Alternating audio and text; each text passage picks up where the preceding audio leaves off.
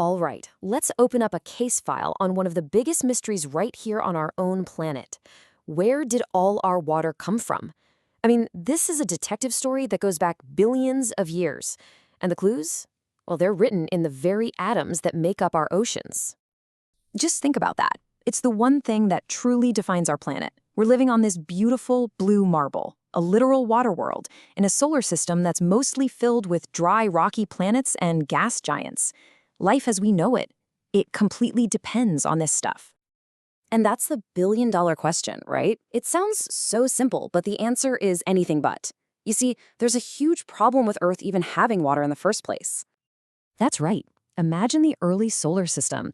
It was this hot, chaotic construction zone. The spot where Earth formed was way too close to the young, blazing sun. Any water ice would have just been zapped into vapor and blown away. So scientifically speaking, our planet should have started out totally bone dry, which means our oceans had to be a late delivery. Okay, so if you're a cosmic detective, how do you solve a case this old?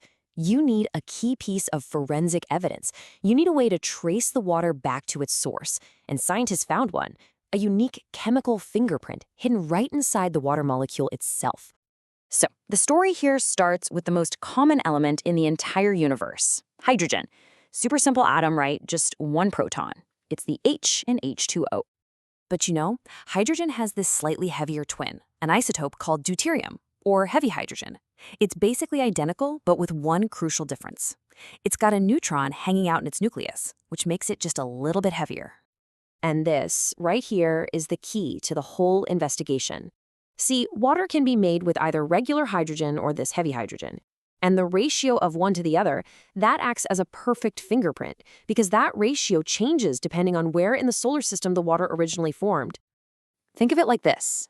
Water that forms way out in the freezing cold boonies of the solar system tends to have more of that heavy deuterium, a higher D/H ratio. Water that forms closer in, where it's warmer, has less. So, by measuring the D/H ratio in Earth's oceans, scientists finally had their baseline. Now, they could start lining up the suspects.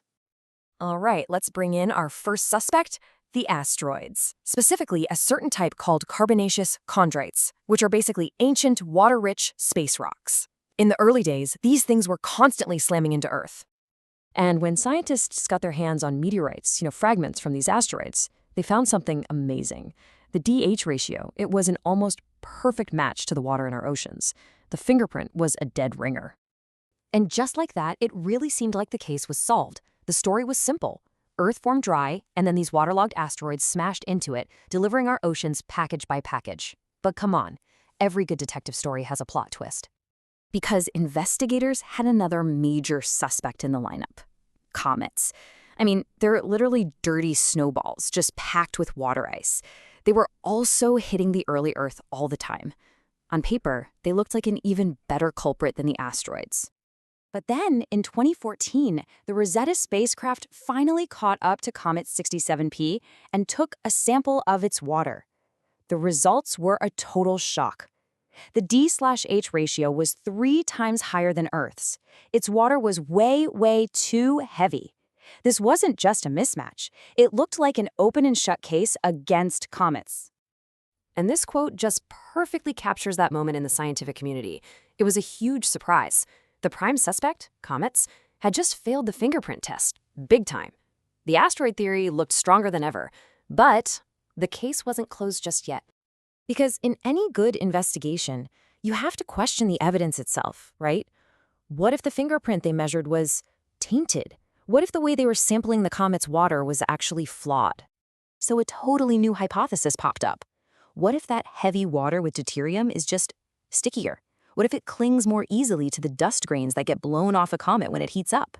If that's true, the vapor trail we measure would look extra heavy, while the pure ice still locked deep inside the comet could have a fingerprint much closer to Earth's. And just like that, comets were back in the game.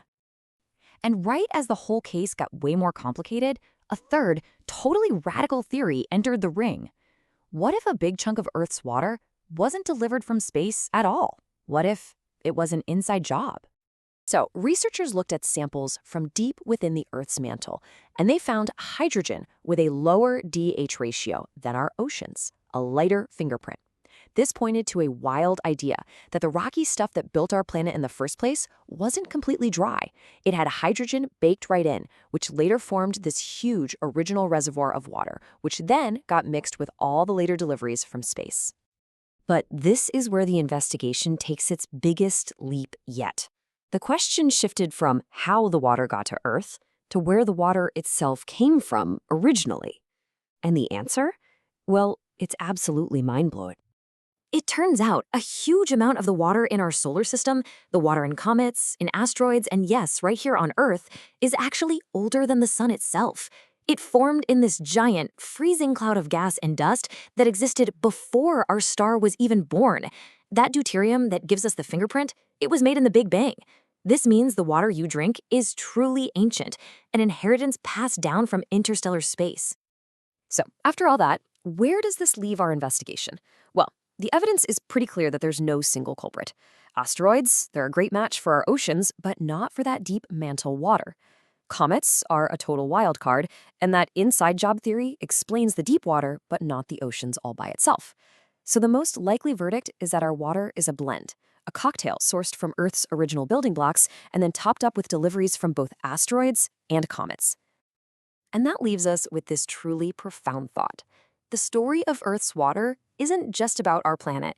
It's a story about the universe. If this ancient, life-giving water gets passed down from one stellar nursery to the next, then just think how many countless other worlds out there could have received the very same inheritance.